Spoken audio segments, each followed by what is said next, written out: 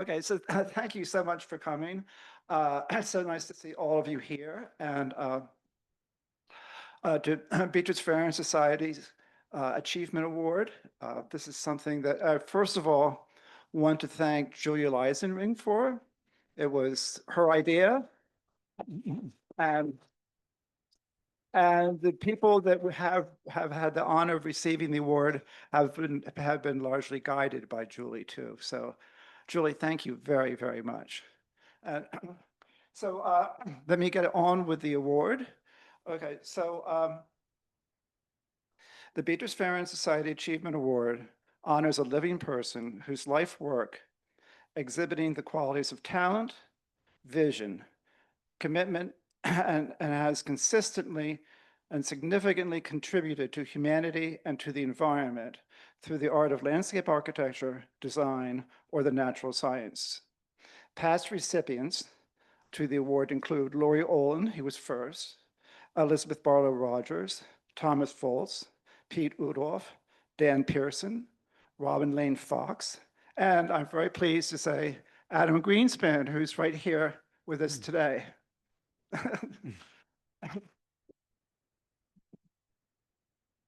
Okay, to commemorate the award, we have there's a medallion, which is this.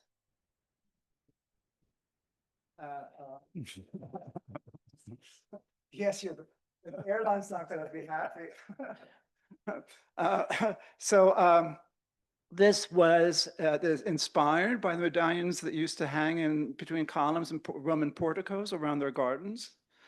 Okay, and then also part of the Roman inspiration is the what's transcribed over the lintel at Garland Farm, and before that was at Reef Point, so something that was very important to Beatrix Farrand, and that is spelled written intellectum domihi avivum.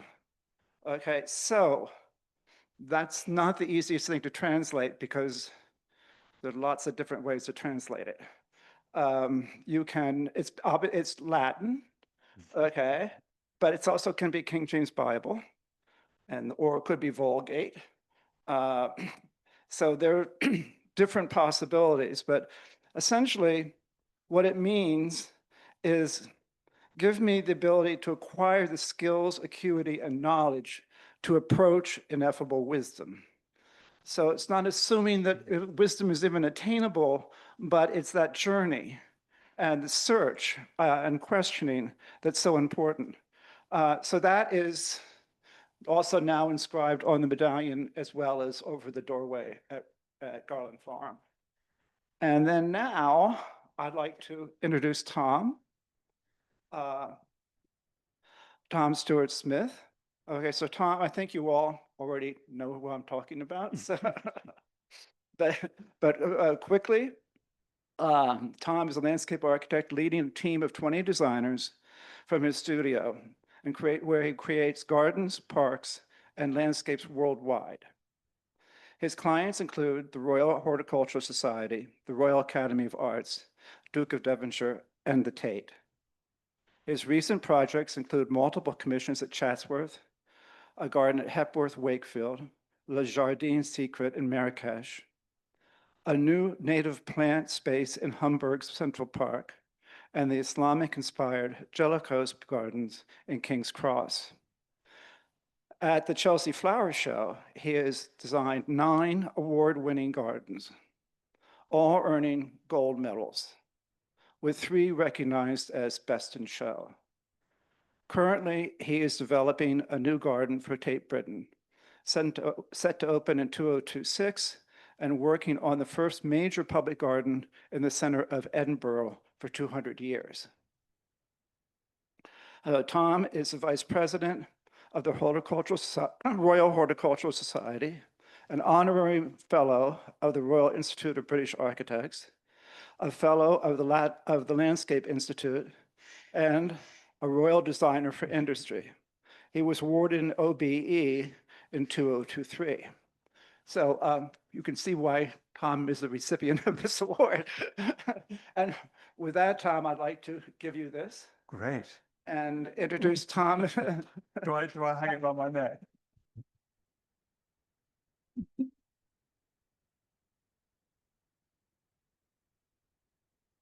Thank you so much. It's such a great honor to be here. Can you hear me all right? Yeah.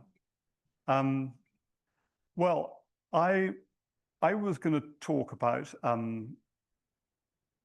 storytelling, really, because I feel increasingly that that's what we do as gardeners. I've actually just been to Dennis Prickel's garden, which is a marvelous instance of garden through storytelling. Very, very beautiful garden around his home. But I think sometimes we don't really succeed as storytellers. We become mere decorators. And I hope that I can show you some of the work I've done, a very, very narrow, select example of work that I've done to illustrate the point. And I'm going to begin and end with home, because I think that that's what we're often doing. Even if we're making public gardens, we're making places where people should feel at home in one sense or another. And I've had this really very unusual experience in my life, a very privileged experience of pretty much living in the same place as I was born. Not quite. I've moved all of 150 yards, pretty bold. But I was born in this house on the right, this white house, which was a Queen Anne house, so from the late 17th century, then enlarged in the early 19th century, and it stayed fairly similar then. It's a classic kind of English villa in a very pretty landscape. It's particularly unusual that it's only about 20 miles from the center of London, but it's surrounded by a lot of open space, as you can see in this image. And then in 1986, I had the wisdom to marry Sue, who's sitting over there. Probably the best decision I've made in my life. And we very fortunately this was a sort of family estate, if you like to call it that. And my father used to be a builder in his spare time. And he started converting this building here, which is an old medieval barn, because it was falling down. And I was one of 6 children. And he turned to us and said, well, which of you is going to live here? And I put my hand up very quickly, because at that time I was designing gardens. I mean, it really wasn't a very remunerative profession, I think, is the euphemism for it in those days. I was working for somebody else. Probably at that stage, I was designing car parks for supermarkets. You know, it was that bad. It really wasn't. It was before the sort of influx of real independent private wealth. We were living in a time when landowners in Britain really thought that making gardens was an accomplishment you were sort of more or less born with. And if you weren't born with, you more or less got your butler to do it for you. Or you had a fleet of gardeners who did it for you. The idea that you'd employ some jumped up professional to design your garden really was the exception rather than the rule. Of course, there were amazing people like Geoffrey Jellicoe, Lanning Roper, we've just mentioned in a little conversation with Scott. But that was not absolutely the norm. So with the 90s, there came this sort of great influx of new professional money into Britain with the financial boom. And through making a garden for myself, I started getting invitations to make other gardens. Initially at Chelsea, I had this sort of baptism of fire, making a garden in 1998 for Karl Lagerfeld at the Chelsea Flower Show. And that was my sort of meteoric launch into the firmament of being seen, having hidden under a cabbage leaf for most of the rest of my life. And this all really happened because I had been making this garden at home. Well, it doesn't look much like in that picture there. We started off just with this small enclosed garden there. That is probably a plastic tractor. That is probably, in fact, definitely a climbing frame for our children. But as our children grew up, our garden began to sort of grow. And we started off with just a little courtyard. This is actually a later photograph, which actually incorporates something from bits and pieces from a Chelsea flower show. And then there was the way the garden met the landscape. So in that rather open, empty field you were looking at in the first slide, this is what it was changed to by about 2000, the early 2000s. A very, very kind of immersive kind of garden. I would say pretty much in the kind of arts and crafts mode. I mean, this is a photograph which some of you may have seen before. This is actually what was she called? Somebody's going to help me. There's a garden called Sutton Courtenay. It's a photograph from Country Life, and it was a photograph that rather haunted me. This image of sort of teetering semi-abandonment within quite a sort of sculptured frame. And this kind of idiom was something that really kind of appealed to me, perhaps because I'm more or less the shape of one of those bits of topiary yew, I don't know. We carried on expanding our garden and had various sort of experimental areas. This is actually, you'll recognize these plants, they're all American. I sowed a prairie, which was about 2/3 of an acre. We sowed it into 4 inches of sand. It almost has no native plants in it at all. We've let some native plants come into it in the last 5 years, but it's full of echinaceas, tick seeds, prairie docks. It's pretty spectacular. Somebody I spoke to recently said we had the highest population of prairie spurge anywhere in the world. They couldn't imagine that there was anything in the US like it. And then in some parts of the garden, it meets the landscape in a very soft way. Most of the framework of the garden, in a way, was complete by sort of 25 years ago. So now I'm sort of living within this framework of a garden that I designed when I was a kind of a young man. I don't feel bad about that. I don't actually feel any sort of earth-shattering desire to rip it all up and start again. I think that's something that's quite interesting, is actually living within almost an imprisonment of your own creation in early life. But perhaps if I didn't have the opportunity to work on many other gardens in many other contexts, I would feel differently about it. Our most recent addition actually is a swimming pond made in an old plantation where we grew poplars for matchsticks, and they had reached the end of their life. And I swim in that every day, and so does Sue. And actually so do most of our staff as well. It's one of the perks of the job. And this is pretty much that same image that I showed you before, and what it looks like now.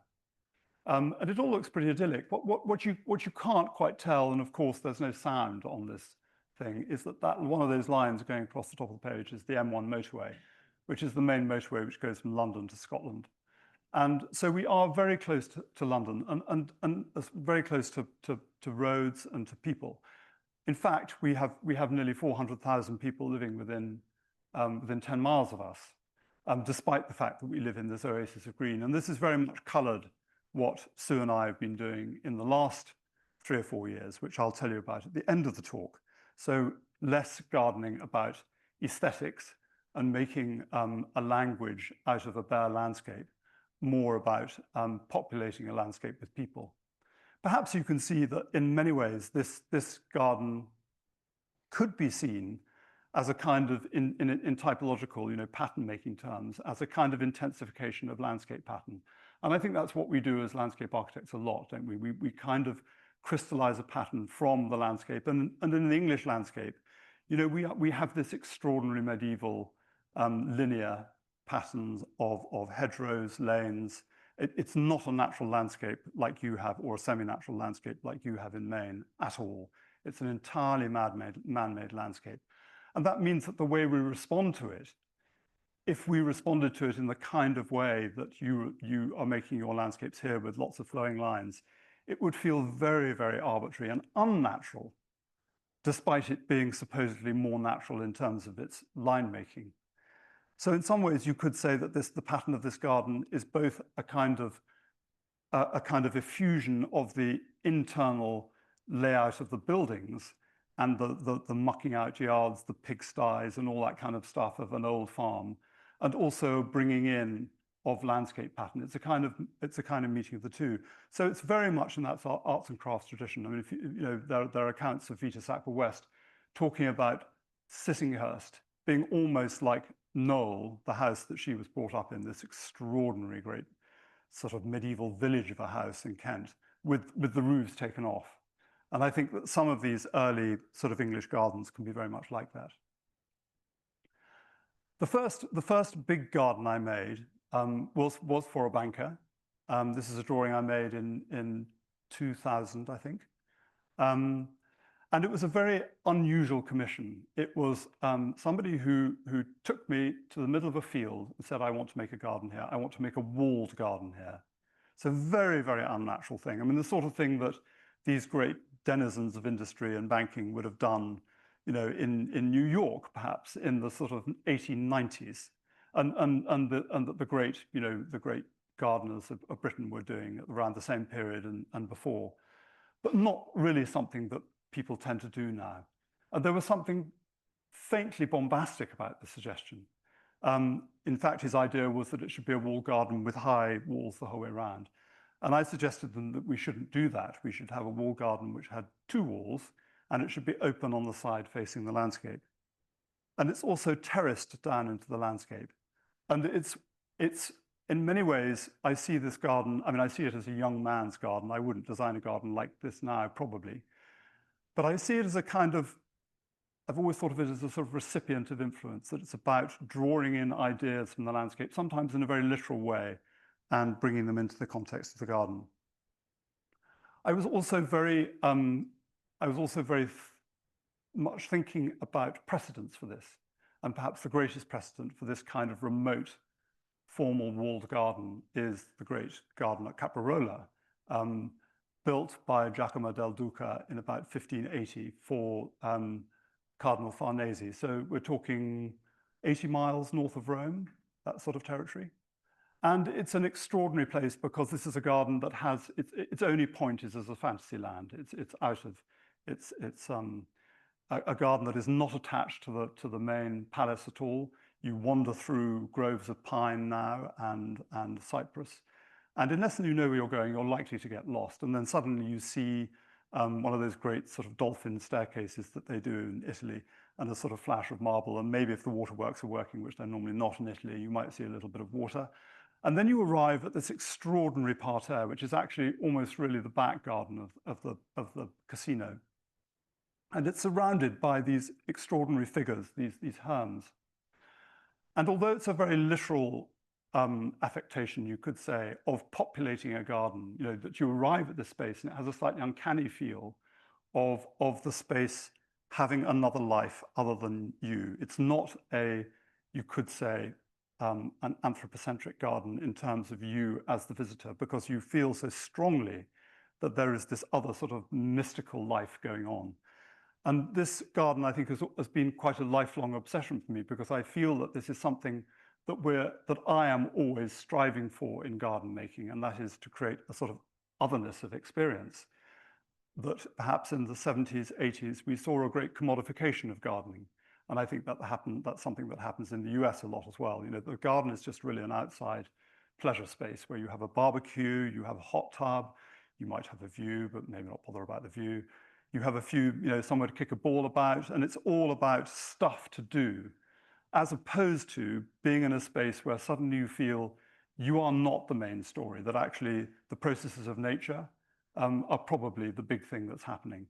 So it's a space it is literally a space of otherness, a space where one actually gets away from all the pressures of an anthropocentric life, which is always focused in on you, and what you want. A garden shouldn't really be fundamentally about you. That's my core belief. So this garden is about this process that goes down a slope into the landscape. It starts in quite an involved, well, very involved, as you can see, planting in amongst these columns of view. This is taken quite a long time ago, this photograph. In the middle terrace, here is my Caprarola reference, if you like. We have these topiary of beech, which very much are the things that populate and occupy the garden. They are the sort of garden presence. In late fall, it looks like this before the winter comes. And they sit around a large empty stone basin. Again, not the kind of thing I'd do now, but you know, I was a young man. But the thing for me was really that the center of the garden had to be empty. And I think that sometimes creating an emptiness at the center of the garden means that it literally cannot be anthropocentric. It has to be centered around nothing or around a process. I would say in this garden, it's about this descent into the landscape and about the way the landscape is drawn into the garden. Here it's got rather too many fish in it for my liking, but I'm very happy that it doesn't have too many plants in it, because I feel that would in a way make it too cozy. I quite like having the empty, quite contemplative center to the garden. And then on the bottom terrace, there is perhaps the most involved part of the garden, but in perhaps the point at which the garden meets the landscape, there is the metaphor which is closest to the landscape and also the most remote, in that this pattern of hedges you can see here, and which is filled with tulips in spring, is actually the leaves of the three main species in the landscape, which are oak, beech, and ash, our oak, our beech and ash. So Quercus robur, Fagus sylvatica, and Fraxinus excelsior, put under a microscope, and the cell pattern enlarged, and that becomes the pattern of the cells into which we plant the tulips. I mean, topiary has been a sort of recurrent theme, but I hope not a sort of safety blanket in my work. This is a recent project for a rather extraordinary baronial castle on the banks of Loch Ness in Scotland, where we used a rather more sort of fantastical arrangement of topiary, really to accentuate this sort of high Victorian campness of the building, where everything is a turret, you know, gratuitous turrets and towers absolutely everywhere. So why not do the same thing in the garden? It becomes an extension of the landscape. But I want to talk more about this idea of the quiet center, because of it being a sort of a recurrent theme in my work, and particularly about this project in Marrakech. Sometimes, as I'm sure lots of other people who are landscape architects here will tell you, jobs come about in very curious ways. And this came about because an Italian went to a dentist in Harley Street and was looking through a magazine and saw some tiny little garden I'd made in a hotel in London and didn't have anything to do for the afternoon, so he thought he'd give me a ring. And he sent me, by whatever preceded WhatsApp, I can't think what it was, probably fax or something like that, this photograph. And he said, me and my Italian partner have just bought this empty lot in the center of Marrakech, and we're wondering what to do with it. We think we should make a garden. In fact, the story was a bit more complicated than that, in that they had started buying this site about 10 years before, when they thought they might build a Four Seasons hotel here. Then 9/11 came along, and the moment for putting big, expensive hotels in the middle of Medinas was really past. So they thought they might build a smaller hotel, but this was in the middle of the sort of revolution that overtook Marrakech, where every riad became a boutique hotel. And so they missed that boat as well. So they started looking around for something else, and they sort of poked over their nose over the wall at a garden that many of you might have seen called the Majorelle Garden, the Yves Saint Laurent Garden, and saw it was making a lot of money apart from anything else. But also, I think that they had been in Marrakech for quite a long time, and they wanted to put something back to the city. And they realized very astutely that if you go as a tourist to Marrakech, there ain't a lot to do after you've been to the hammam and the madrasa. You know, they're just, it's not, you know, such a great place, I don't think, to spend a lot of time in as a tourist, unless you like petrol fumes. So I saw this photograph, and I said, I'll get on a plane tonight, because he was going back because I could see that this was quite clearly a derelict Islamic garden. And sure enough, I went out there, had a look at it. I could see that one of the arms of the Shagbar, you know, the fourfold arrangement of canals, was going through somebody's bathroom who'd encamped there. And we did a lot of research on this site and discovered it was owned by this man called Lucrezi, who was the Sultan who was king of Morocco in 1912, when the French finally moved in and gave a protectorate. And he, his sort of director of finance, chancellor, who was this Lucrezi man, lived here. And he, it was at that time 2 courtyards, and he had 5 Nubian wives living in all the pavilions around the place. And he was there for 30 years. And then when he died, he left it to his descendants. And by the time my clients bought it, there were 51 descendants of this man who were owning little bits of the garden. One man even owned just a square meter because he'd inherited it from his mother and he was one of 6 or something like that. So they had to wait to accumulate the whole garden back into one. And when we moved there, there was still somebody living in that little shed, despite the fact it had been bought out about 4 years ago. So I started by making a number of drawings, and this is the drawing which is pretty close to how it ended up being. But I talked to them principally about the idea that we really had this great opportunity to make something very, very close to how this garden would have been in ideal terms in the 19th century before the French arrived. But the rather wonderful thing was that there were 2 gardens, so we could make 2 versions of paradise, because in a way, obviously the Islamic garden is a paradise garden. It's a simulacrum of heaven for Muslims. So a Muslim seeing this garden would instantly understand what it was about. The rivers of milk and honey, all the Quranic references to do with shade, scent, all the plants that are grown in the garden are from the Quran, other than actually, I have to confess, a grass from Texas, Stipa tenuissima, and a little South African bulb. But every other plant is a proper Quranic plant. In contrast to that, there was the opportunity to make a garden which was perhaps more the Christian version of paradise, the version of paradise brought by the French, where you grow everything from all the Mediterranean parts of the world, and you pile them up in a sort of arc together, and you have a fantastic sort of horticultural blowout. So this is the plan.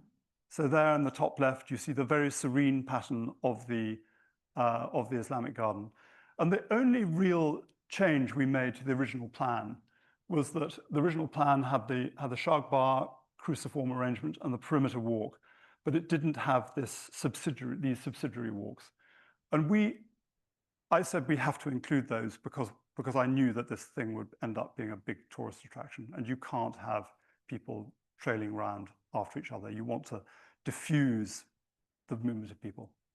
And we did the same in the other garden, that we found through the archaeology, the original layout of the garden. And actually, we didn't restore it to the correct level, because the original level would have been a meter below the pathways, and this would have been very problematic for disabled people and for people in a crowd. So we lifted it up to halfway up from the original level, and we introduced more paths. So just a few images to show you what it's like. So this is the Islamic garden. So this is the native lavender. And it picks up on the idea of the bustan, which is the idea of the fragrant orchard in Islamic gardens. The spacing of the plants is derived from the spacing of plants in the Great Agdal Garden, which is the 11th century garden on the edge of the city, which has these amazing water tanks which were built in the 11th century by the Almoravids, collecting all the water coming down from the Atlas Mountains. And from there, the water was fed to the mosques. And unless you were a prince or very, very rich person, you went to collect your water from the mosque.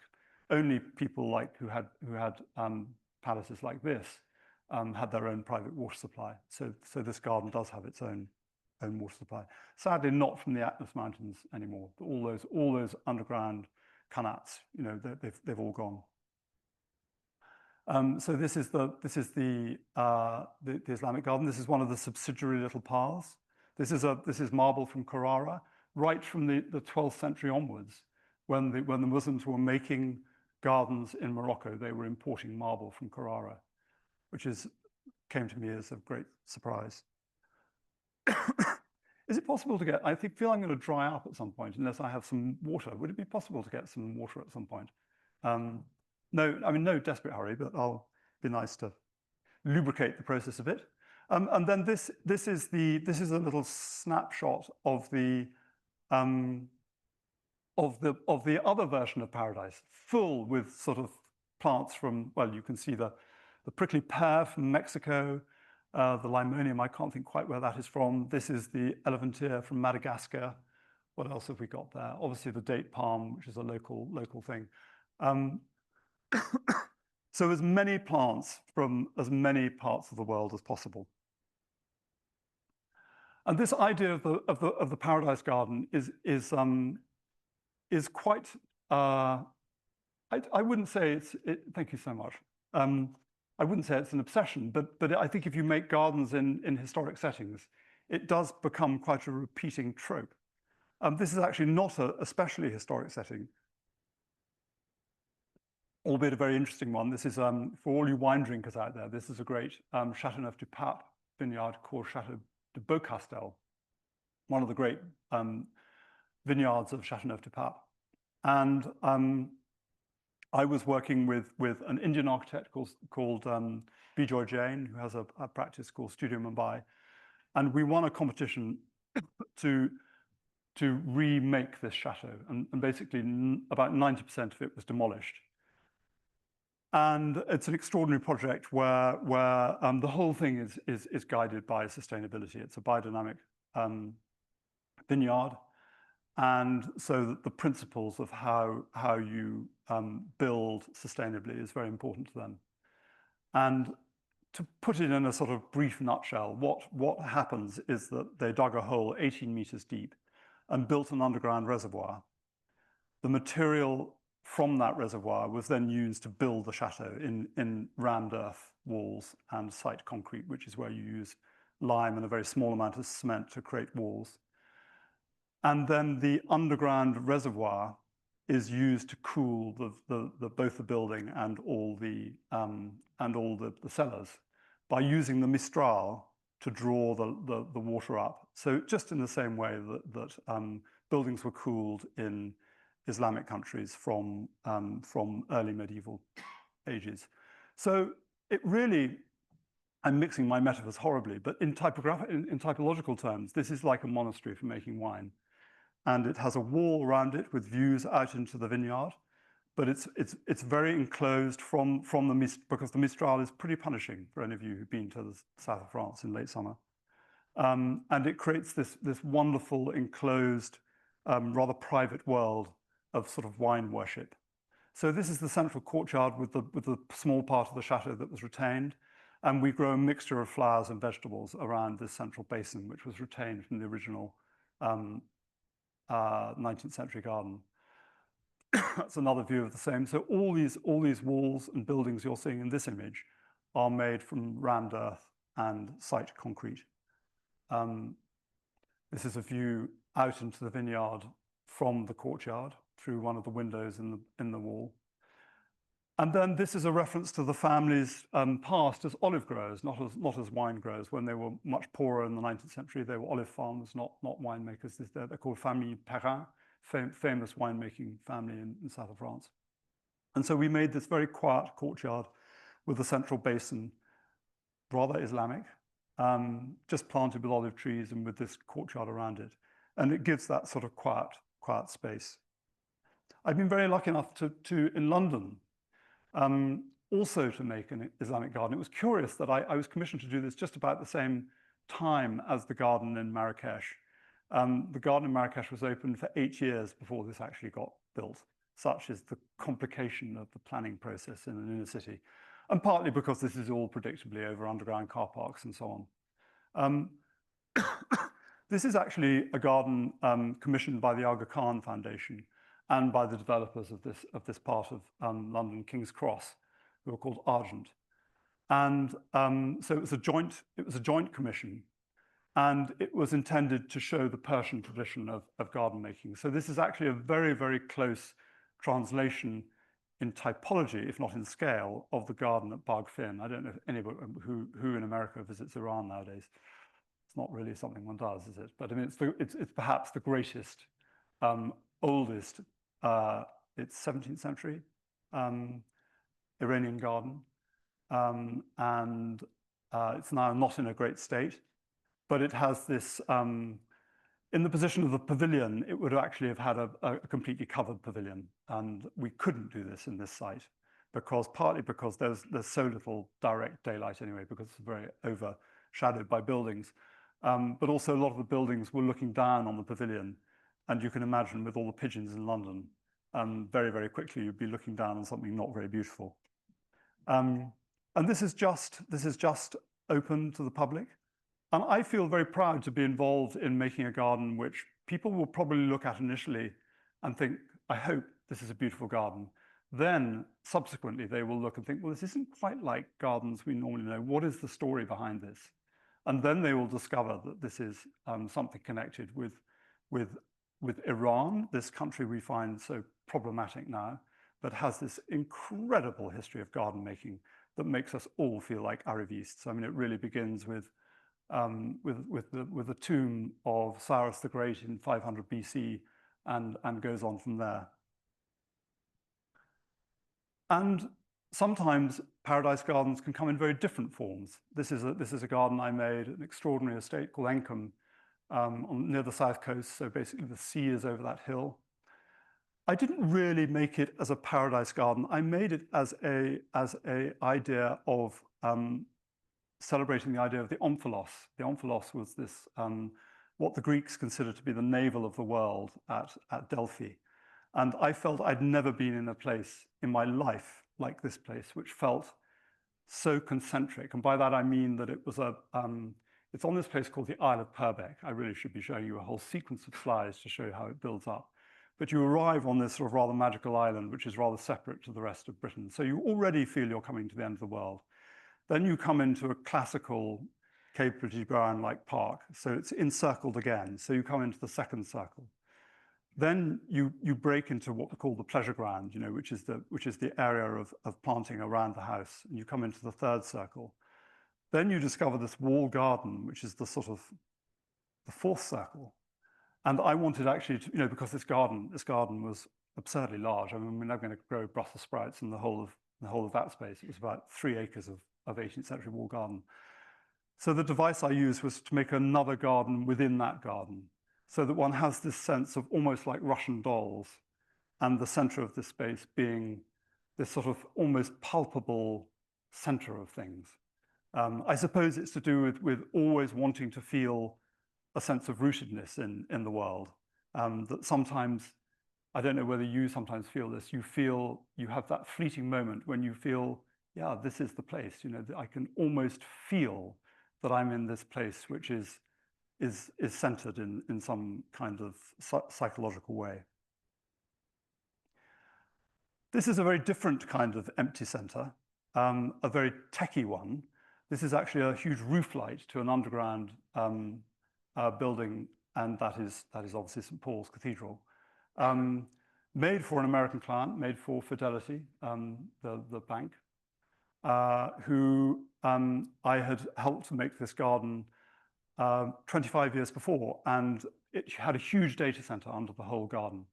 And of course, data has shrunk or been exported to vast sort of sheds in sort of lonely places and are no longer needed to take up valuable spaces in the middle of cities. So they said, we want to realize the basement for other uses.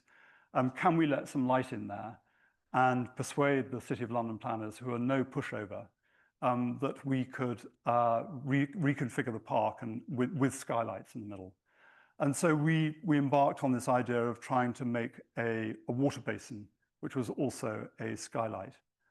It's now become one of the great sort of selfie spots of London, which is not something I'd particularly anticipated, but when you look at that, you can see it's sort of quite predictable to get the double dome. There it is from above. So I'm going to talk a little bit about another strand to get away from the sort of quiet center, which is really to do with wildness in gardens. I mean, I'm starting from a very different standpoint from you in Maine. I mean, you're surrounded by the stuff. It may be threatened in one way or another, but it's not like us in England. I mean, you saw that first slide of where I was brought up. Sort of 99% of it, open fields, lots of monocultures, however beautiful and picturesque one thinks England might be. It's got a lot of nature deficit to it. And a lot of school kids have no real encounter with wildness in any shape or form. Actually, probably not much encounter with nature even. I mean, it's like, kids who are in New York, city, they may well never have touched grass in their life until they're almost an adult. So this is obviously very much not a wild garden. This is a 1698 view of Chatsworth in Derbyshire. by the great Dutch topographical artist Jan Siebrechts.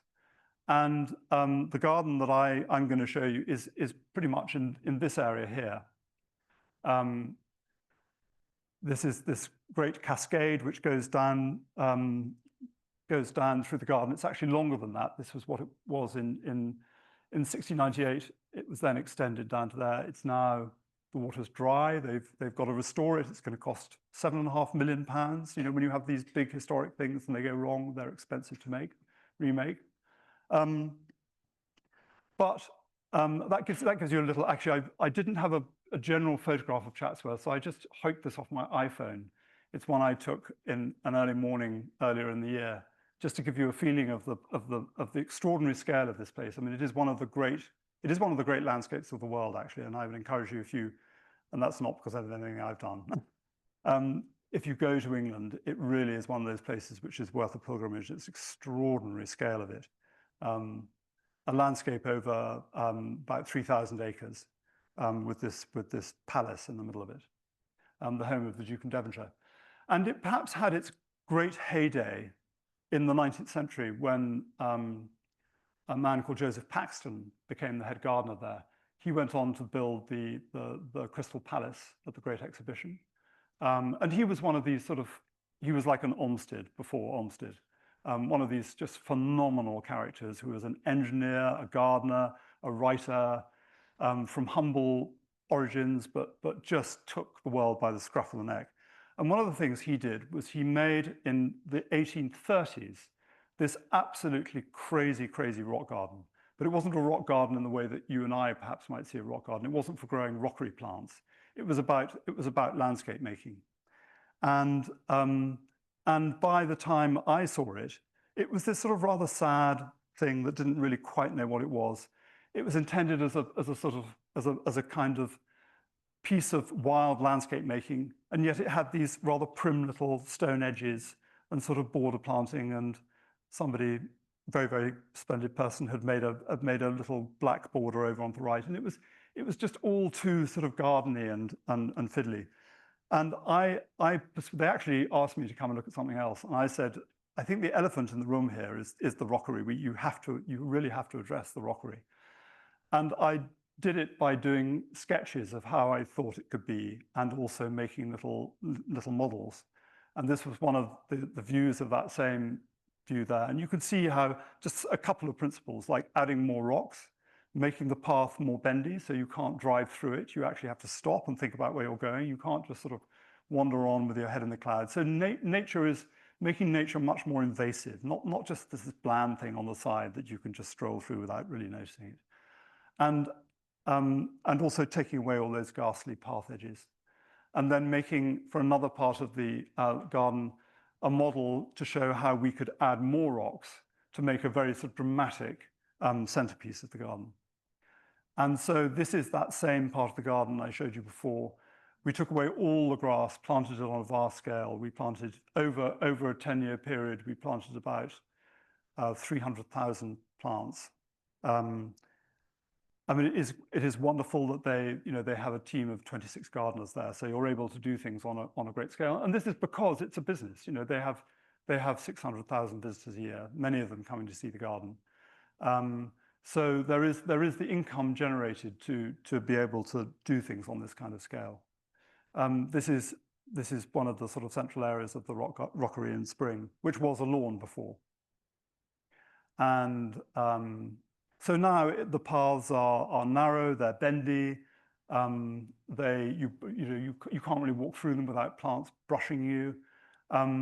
There's a lot of use of big, strong plants that command space, because if you're gardening on this scale there's about 10 acres of planting here, so there's a lot of it.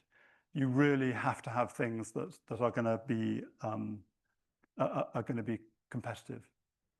And this is one of the most dramatic bits of the garden, which is the 100 steps going down to the site of the great conservatory, which Paxton built in the 1840s, which is sadly no longer there. They decided it was becoming too much of a maintenance problem in 1912. So what do? You blow it up. This building was a 120-meter long glass and steel, well, glass and wrought iron building. They still find little bits of shards of glass up to half a mile away. That spirit of making quite wild gardens, I mean, perhaps this is the most extreme project I've worked on in that respect, which is actually also for a biodynamic winemaker called Peter Sisek in the middle of Spain. He makes a famous wine called Pingus, which is one of the most expensive Spanish wines you can buy. And in my initial discussions with him, I said we should apply the same principles to making the garden as you do to making your wine, in that everything is about stress. His belief is that one can never make good wine unless unless the vine is stressed, because that's what makes it put its vines down, its roots down, and it increases the minerality and the complexity of the wine. So a lot of his grapevines will have roots down at 25 meters, as they do in some of places like Beaucastel. They actually find caves with the roots coming through the roof of the cave. The vines are 25 meters up. So this garden has never been watered. It's in the most hostile part of Spain. It's 40 degrees for about 6 to 8 weeks through the summer. It really is very punishing. It's near Valladolid, which is one of the sort of driest, toughest parts of Spain. We planted everything about this height in plugs, deep plugs, which are 1 inch wide at the top and about 4 inches deep. We only ever plant in autumn. We added no soil. After the initial year, we never water, and we rely a lot on natural regeneration to make the thing happen. This is another drone view of the garden. So it's almost not garden making at all, is it? It's about landscape making. Although there are important rituals in that landscape. So the architect, who's Henning Larsen, very good Danish architect, 100 this year, would have been if he was still alive, but has a very big thriving practice. They wanted to put the pool right next to the house. And I sort of felt that was a terrible thing to do, because the journey to the pool is kind of the primary ritual of summer living, and that one ought to walk through the landscape and see what's going on. So we made this path, and then when you get to the pool, it's this rather sort of beautiful water tank looking back at the house. And there we are, a view diagonally across. This is the Douro Valley in the distance, with all the vines planted in places they shouldn't be planted in, on these low, fertile plains. And they produce sort of, Ribena, basically. Maybe you don't have Ribena here. Do you have Ribena? Sort of, alcoholic fruit juice, basically, as opposed to proper wine. The proper wine needs to be grown halfway up the slope where the vines are properly stressed. So, I mean, that was a garden where the intention was not to be able to see where the garden ended and the landscape began, and using a lot of wild plants to come close to the house, and then some not locally native plants feeding away from a center. Probably about 15% of the plants we used were not native, but they were generally concentrated closer to the building, and then filtered out as we went away. This is another project in Mallorca. This is one of the first projects where we planted on a very, very large scale, but using this technique of planting in deep sand. So all these plants are planted into 200 mil of sand, so they have no contact with soil at all. And this is what we do a lot in where drought is a problem. And we find it unquestionably makes an enormous difference. And we never have to water things. Whereas if you plant them into soil, the levels of stress are just so much higher, because the plant is constantly being dried out or saturated, and it doesn't know quite what to do. And so generally what it does, it gets mildew, and then in winter it gets fungal attacks and dies. Whereas if you grow things in these sharp sands, you're maintaining a constant, quite low level of moisture. And it's just a revelation to me how little nutrients plants need. They get most of it either from soil mycorrhizae, or they get it out of the air. They don't really need. Fertility is such a horticultural myth, I would say. And so a lot of the gardening we do is on very, very low fertility now. This is a view back over the garden. This is actually an old reservoir at the right, which we've turned into a natural swimming pool. So all the swimming pools we make now, we don't use any chemicals. They're all they have phosphate filters. But other than that, they're always using biological means to filter them. And a lot of this project was actually about restoring the fabric of stone walls and doing that in the traditional way. For instance, in Mallorca, there are two ways now of building stone walls. There's the Marroquin way, which is this way, and then there's the Moroccan way. Now, Moroccans are amazing stone builders, but you can tell once you get your eye in the difference between a Moroccan stone wall and a Marroquin one. So this is another, you could tell this is England again, can't you? Nice green lawn. So this is in some ways the most radical garden project I've been involved in the last 5 years. And it's a place called Knepp in Britain, which some of you might have heard of.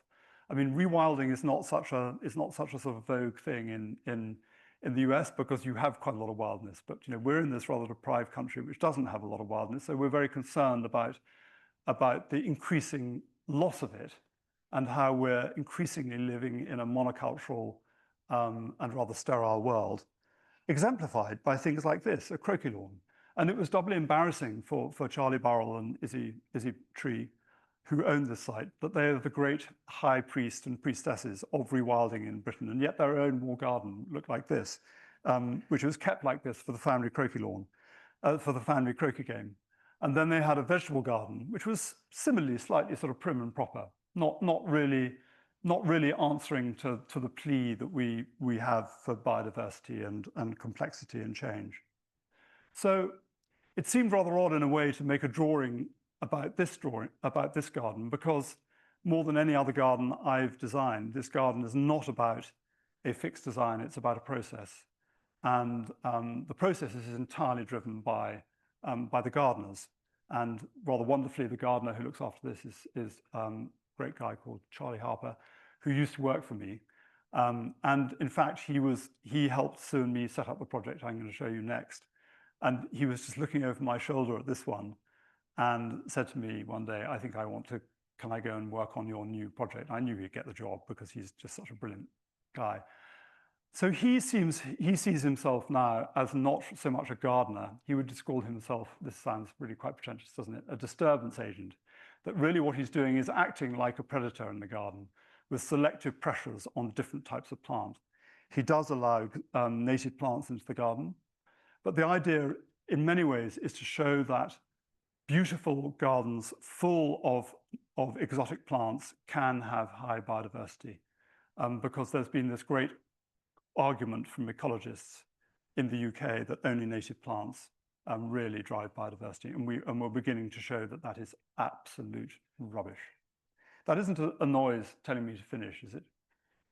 Is that 4:57? So I know what the time is. I know my time is running out. Am I allowed to go a tiny bit over? Is that all right? Great. So the way this garden was developed is we decided, again, like the Islamic garden in Marrakech, it had two different spaces. One is a garden about foraging and about food biodiversity. And the garden in the foreground is about floral biodiversity. If you're going to create a lot of floral biodiversity, you have to be very, very wary of fertility. Basically, fertility and floral biodiversity complexity are at two ends of the spectrum. If you put a lot of nutrients into something, you're only going to get 2 or 3 plants per square yard. If you starve the place, then you can get 100 different plants growing quite happily aside one another over a long period of time, potentially. So we decided that to create maximum diversity in this space, and we're talking about floral biodiversity and invertebrate biodiversity, we had to create many, many different conditions. And despite this being an 18th century flat, proper wall garden, we decided we would change that into being one which had many different slopes in it. So there's a 4-meter difference between the highest hills and the lowest valleys. The other thing we had to do was to change the conditions of fertility. So in some areas, we piled the topsoil up. In other areas, we introduced 300 cubic meters of crushed concrete from a demolished farm down the road and about the same amount of sand, and used that as the planting medium. So in some areas, we're planting into this much crushed concrete and sand. I have to tell you that 4 years down the line, those are the areas which are both the most spectacularly beautiful and the least invaded by any other sort of extraneous weeds, whether they're weeds seeding in from other parts of the garden. They seem to be the most stable parts of the garden. So being a rewilded garden, one makes a rewilded planting plan. So I don't normally do planting plans like this, but this was the kind of sort of chaotic kind of rule of thumb we had. And actually what we had more of was I don't know whether I'm going to get this to work. Oh yes. What we had more of was a matrix with the particular areas and the list of plants. And we planted 1,000 different species in this. I took that as a sort of badge of honor. I had to get to 1,000. And then what you do, you get loads of volunteers. Because if you have a project like this in the UK and you get lots of excited gardeners interested in it, then they will turn up and help you, which is a rather wonderful thing. So the whole thing there was planted by volunteers in a day. And this is what it looked like 18 months later. So this is actually the foraging garden. So you can see things like fennel, but actually a lot of the things are sort of adventitious weeds that have grown up in the path. We had this idea of the dirty path. So all the paths used to be lawn. Instead of constructing a proper lawn, we just put that much crushed limestone on top of them and then planted into the paths with things like thyme and Santolina and all the herbs. So this is actually a path, believe it or not. And then this is that empty garden with the croquet lawn a year after planting.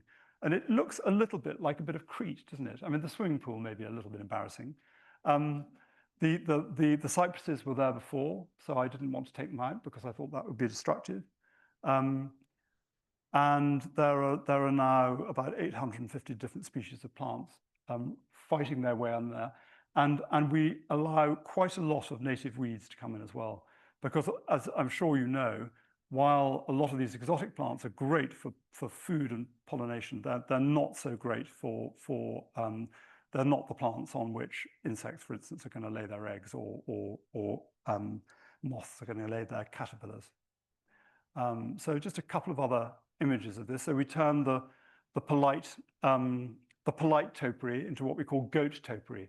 So if you've ever seen trees of Quercus coccifera, the Kermes oak in Greece, where goats get at them, they always look a bit like this. So hacking them about, basically. And this a couple of years on is the kind of dynamic that we're beginning to get in the rewilded garden, with some familiar plants to you there.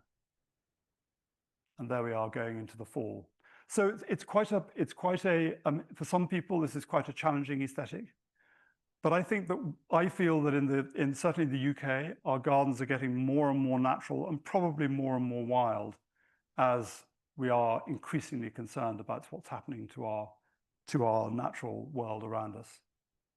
I'm going to have to speed up, aren't I? Because I see that it's now 2 minutes past 5, but you're being very patient. At least I hope you're being very patient.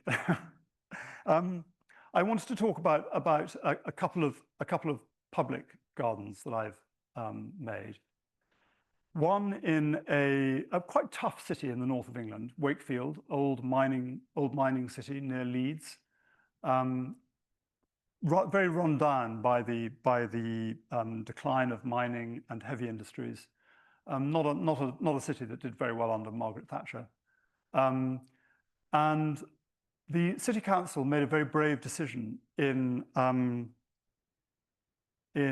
the late 80s, sorry, no, just about the turn of the millennium, to try and build a new art gallery there. And in 2011, they opened this gallery called the Hepworth Wakefield, designed by David Chipperfield. And its primary purpose there is to celebrate the work of Barbara Hepworth, this great British sculptor who died in about 1980, I would say, and was from near here. And she left a bequest of a lot of her work to the city. And this is actually the opening day of the gallery in 1991. The back of the gallery was always intended to be developed for commercial buildings, but that fell through. And so the director of the gallery was persuaded that it would be a good place to make a garden. And there was a competition which I was fortunate enough to win.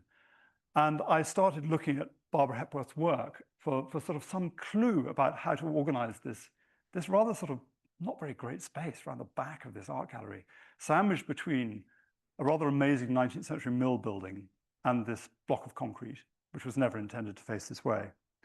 And I started looking, actually, this is very untypical Barbara Hepworth work, because most of her work is abstract. But I was interested in this sort of rather sort of awkward naturalism, I would call it, of her work, and the way that the lines spoke to some extent to the lines of that building with its odd roof structure and rather ungainly way of joining onto one another. And I started just literally playing around with different lines that could inform a typology of space. That's almost what the building is like if you extended it endlessly, and came to this kind of language of rather sort of knuckly, elbowy sort of paths that are narrow in some places and broader in others. And I was particularly thinking actually about some of those medieval Italian hill towns where no street is ever straight, is it? It always has a constriction point, which is the place where everybody ever gathers to talk. And then it gets wider, which is where you'll find, the funeral director talking to the butcher. And that is how we ought to design spaces more, to create these sort of subtle hints about how people could gather and pass their time, rather than obvious grids and straight lines. And the garden was completed about 7 or 8 years ago. It had this wonderful moment when it was filled with Barbara Hepworth sculptures. That's one of them down there. By far the most contentious element of making this garden was what you can see in the background, which is this wall. On the other side of that wall is a 5-lane highway, something you'd be very familiar with in the US, but we don't have that many of in our cities in the UK. But one is too many, really, in my view, particularly if it's on the edge of the garden. And I said at the competition stage, we have to shut this road out. Otherwise, we really don't have a garden worth being in. We need to make something a bit like a cloister with this calm center. And so this is a 4-meter high concrete wall, about 35 meters long, which really does shut out the noise of the motorway. But it creates this wonderful precinct within. And when we started to build it, which was actually during COVID, somebody from the city planning department, who obviously hadn't been paying attention, tried to stop it, and they delayed the whole making of the garden for a year. Because this garden is almost entirely made by charitable donations of trusts and individuals, I've almost never been so cross with anything in my life. This cost about £100,000 to this delay, which was, as it were, money out of your pocket and my pocket. But because it was COVID, it was very, very difficult to go and throttle this guy. He was a guy. So these are some of the views at different times of the year, with different bits of sculpture taking their place. And the wonderful thing about it is it's become this amazing social focus in the city. And that's because we have a dedicated gardener. It's not run by contract. We have this brilliant gardener called Katie Merrington, who people flock to. So quite often when I go and see her there, she'll be in the garden. She'll have a cluster of half a dozen people around her. She'll have a load of volunteers. And the garden has never been vandalized, despite it being in the edge of this quite challenging city. So I think that gardens as places of social cohesion, of places of hope, of transformation, in quite a soft way, but in a very meaningful way, can be very, very powerful. And I have great hopes for this place. I mean, obviously it's in the middle of London, much more money. This is a garden I'm doing, which is really about making a very wild garden around the setting of Tate Britain, which is just about 500 yards from the Houses of Parliament. And this is another project. This is the project in Edinburgh, an astonishing site right in the middle of the city. This is Carlton Hill with the Scottish National Monument, and behind you is Holyrood.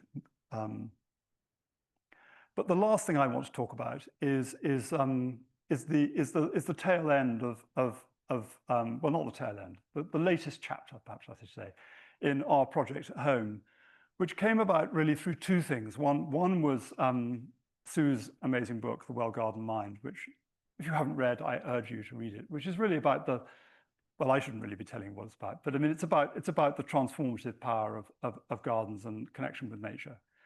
And I saw it almost as a sort of metaphor for a healthy society, that a garden is something that that we care for. It can be a collective space.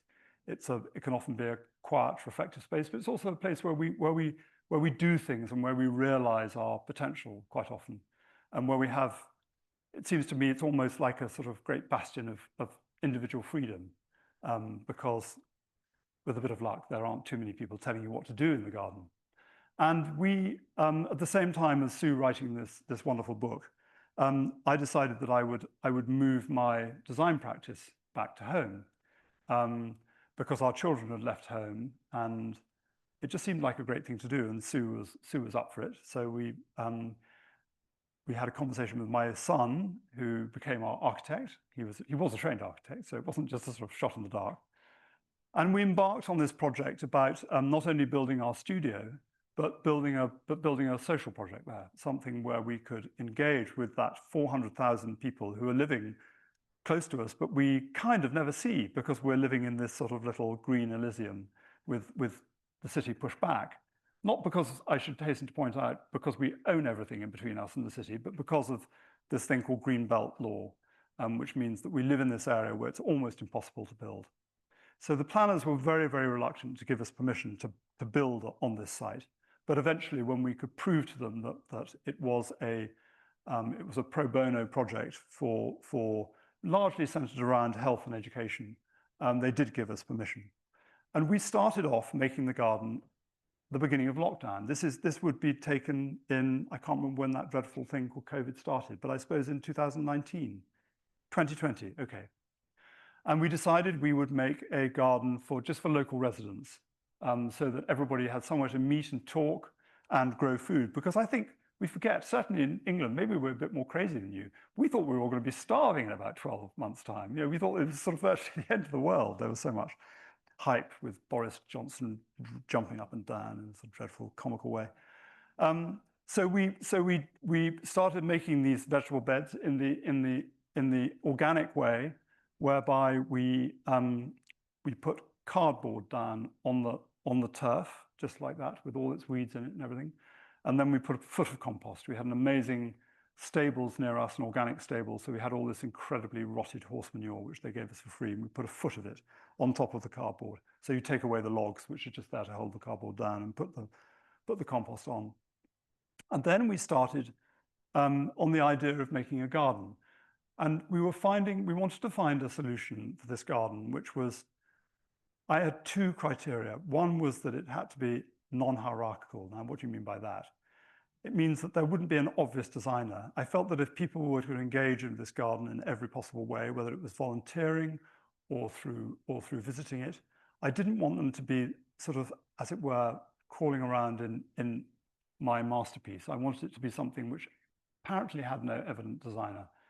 And the second quality was I felt it had to have maximum diversity. And gradually this idea of a plant library emerged. So what we've created over the last 4 years, and we're still working on, is really a collection of plants. And you can see here the grid system laid down, where every plant has so it couldn't be more opposite from the wild garden I've shown you at NET. It is about learning about plants almost as companions and as things you get to know as individuals, and then learning how to grow them, how to propagate them. But it's also about making an environment of extraordinary complexity, which is almost like a sort of visual sweet shop for children. And so now we have about 2,000 different varieties of plants, all grown on this grid system. Some have more space than others. Some are grown in compost, like you can see there. Most of them are grown on sand, that technique I told you about before, 200 millimeters, sometimes, 8 inches, sometimes 10 inches of sand, no soil in it at all, sometimes with fine gravel at the bottom to give extra drainage. This is what it started to look like a couple of years back. Here is the beautiful building which our son built. It was known for a time as Tom's Cathedral. I'm quite glad that name has disappeared. But it's a space where we can have 3 days a week. We have school visits. We've had about 600 school kids through it this year. And they come, and for most of them, it's the first time they've been in a setting anything like this. And they're there to partly just to be in the space, but often to do learn around plants, around ecology, around insects, around sort of diversity of all sorts. Here it is in the autumn. And what's quite surprising about it is you look at that and you don't think that looks like a plant collection. No one plant is repeated there. There may be like sort of 40 different varieties of iris there. When they're not in flower, they all look the same. So there is rhythm to it and a sort of design quality to it. So for instance, grasses, and no two grasses are ever put next to one another because they would potentially get muddled up. And part of the purpose of this is that this year, we opened in April a nursery, which is in that corner. It's not quite built yet. I'll show it to you in a minute, which is run entirely by, well, the workers are adults with learning difficulties. So they're all adults with profound levels of autism, Asperger's, other learning difficulties. And they're employed by a local charity who employs about 180 of them. And every day there are 5 or 6 of them there, and they're propagating plants from seed or from cuttings or from division from our collection and then selling them back to the public. They pay us a peppercorn rent. But for us, it's a great sort of synergistic model in that they can supply our design studio with some plants, and it gives the whole plant library a great sort of underlying purpose. This is another photograph of the apple house, as we call it. The cladding is made by taking oak trees, splitting them by hand. Labor intensive, but rather beautiful. The way buildings were made before mechanical saws. And this is a plan of it. It looks rather rudimentary and boring, doesn't it? In the bottom right-hand corner is where the nursery is built now. It's all laid out on a grid system, and yet it feels like this almost sort of romantic, immersive thing. And then the other side to it is the data side of it. This is just half of the garden. And in fact, it's a third of the garden. When you go through the garden, you can click on plants with at the corner of every plot. So for instance, there is a little stick with a QR code on it, which tells you all about the plants that you're looking at. So it is not just a beautiful garden, it's got information in it. So it's very useful for garden designers who come and have a look at it. It's very useful for my staff, who I'm very keen to know more about plants. And it means that we now have an education team who can do wonderful things with kids, like go and find 7 different plants that look like this one here, and then tell me what their names are. So they have to use both their eyes, maybe a bit of technology. It means that the whole thing is very, very engaging and immersive. And here is a view taken very, very recently from the air. And this is why it's good to live next to your sister, because until March, the end of this garden was over there. And I was saying to my sister, I really think the plant library is a bit small. Do you think I could possibly have a bit more of your field? And being a big sister, she said, well, I'm not going to give it to you. I'm not going to sell it to you, but I'll lend it to you in exchange for a lifetime supply of tickets to your events. So that's the deal that's been done. Very older sisterly deal. So really, just to finish off, to say that the garden, I suppose, I mean, if I had to sort of paint some kind of facile trajectory of my life, I spent the first 25 years or whatever worrying about how I was doing what I was doing, my identity as a designer, whether I was an Apollonian or a Dionysian, whether my gardens represented some sort of fundamental dialectic, all this kind of thing, whether I was close enough to nature.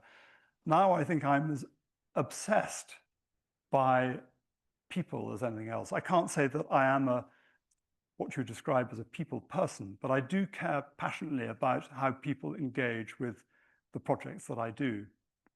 And something that makes me as happy as anything that I've done is the environment that Sue and I have created. Sort of not hands-off, I mean, but we're not there running it every day, where we have this amazing team of people and volunteers who work together very, very happily and create this environment of real energy. So this is Millie, our head gardener, and some of her volunteers who come on Friday mornings, looking after the damp bit of the garden down the bottom of the slope. And here we are. This is actually a photograph taken when Pete Audorf came to give a talk. We found that the horticultural world, I don't probably have to tell you, it's just sort of suffused with generosity. So in our first years, we've had many talks. we have never paid a single speaker so far, because it's been to raise money for our educational program. And people have come, like Pete came, without any hesitation at all, came and stayed, gave a wonderful talk. And I think that's something that is so special about this world of gardening, which is sort of exemplified by this generosity here, is that people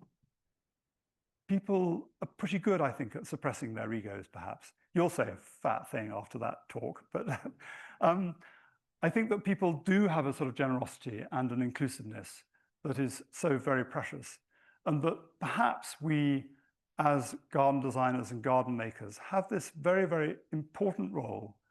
I used to think just in terms of protecting nature, showing how gardens can be a force for change, showing how making public gardens in particular can be a fantastic catalyst for bringing excluded people into a closer connection with each other and nature. But I also think that gardens just, and this is my very, very close experience from being in the US, but particularly in the UK and Europe, can be this wonderful forum for generosity and subtle change in society. Thank you very much.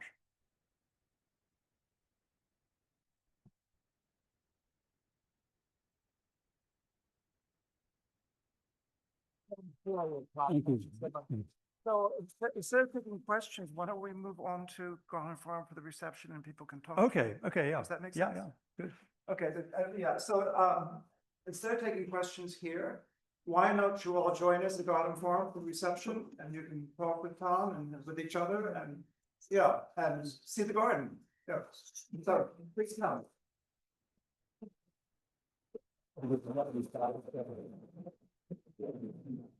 Now I present you the award of the. It was wonderful.